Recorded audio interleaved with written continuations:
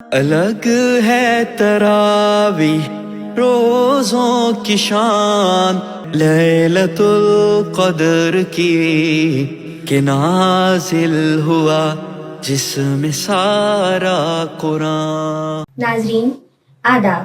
میں سیدہ صالحہ جبین سیاسی تقدیر کے یوٹیوب چینل پر آپ کا بہت خیر مقدم کرتی ہوں۔ میرا آج کا عنوان ہے نرمی اور تحمل سے کام لینا۔ رمضان المبارک کا مقدس مہینہ اپنے پورے جوش و خروش کے ساتھ ہم سب کے سروں پہ بہت اپنی رحمتوں اور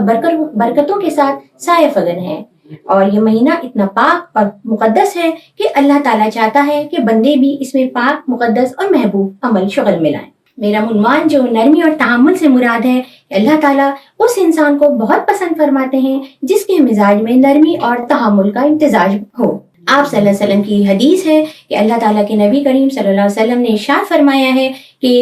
اپنے مزاج میں سخت گیری کے بجائے نرمی کو اپنایا جائے۔ نرمی سے پیش آنے والا انسان، تحمل سے پیش آنے والا انسان اللہ تعالیٰ کی نظر میں اتنا محبوب بندہ ہے کہ اللہ تعالیٰ نے اس پہ، اپنے بندے پہ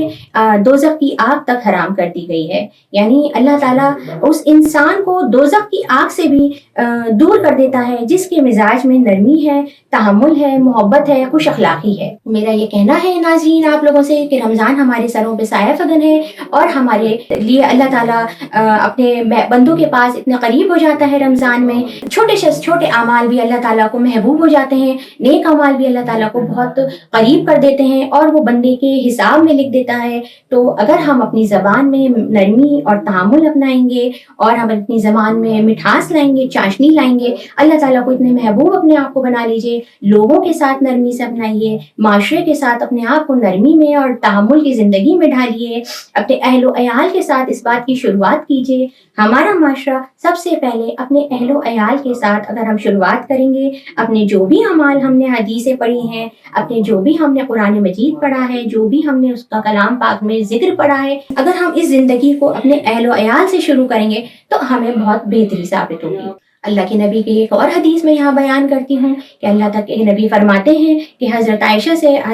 سے روایت ہے کہ حضرت عائشہ رضی اللہ عنہ فرماتی ہیں کہ آپ صلی اللہ علیہ وسلم نے ارشاد فرمایا ہے کہ اے عائشہ، میں تجھے وہ شخص نہ بتاؤں کہ جس نے اپنی زندگی میں بھلائی اور آخرت سے محروم رہا۔ یعنی وہ شخص، انسان اپنی بھلائی اور زندگی اور آخرت سے محروم رہا، یعنی جس نے بھی اپنی زندگی میں نرمی اور تحمل کو برخاست کر دیا، اس کو شامل نہ کیا۔ اللہ تعالیٰ نے اتنا بڑا درجہ دیا ہے نرمی کا اور تحمل کا اپنی زندگی میں اپنانے کا کہ اللہ تعالیٰ کی اگر ہم عبادت میں خلل ڈال دیں گے، عبادت میں کمی لے آئیں گے، لیکن اگر ہم نے اپنے معاشرے کا دل دکھایا، اپنے اہل و عیال کا دل دکھایا، اپنے ساتھ رہنے والے عزیز و اقارب کا دل دکھایا، ان کے ساتھ ہم نے سخت گیری سے کلام کیا، تو اللہ تعالیٰ کو وہ بندہ محبوب نہیں ہے۔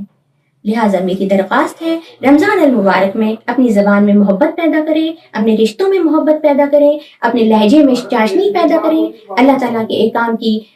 فرما برداری کریں، آپ صلی اللہ علیہ وسلم کے حدیثوں پہ چلنے کی کوشش کریں، اپنے اہل و عیال کو روز ایک اس طرح کی حدیثیں بیان کریں۔ میری بہت امید کرتی ہوں کہ میرا یہ پروگرام آپ سب کو بہت پسند آئے گا، اور ناظرین آگے بھی اسی طرح رمضان المبارک کے حوالے سے میں آپ سب کے لیے اس طرح کے پروگرام لے کر حاضر ہوتی رہوں گی انشاءاللہ۔ اب مجھے اجازت دیجیے، میں سیدہ صالحہ جبین آپ سے رخصت لیتی ہوں۔ مع السلام۔ الگ ہے تراویح روزوں کی شان لیلۃ القدر کی کہ نازل ہوا جس میں سارا قرآن۔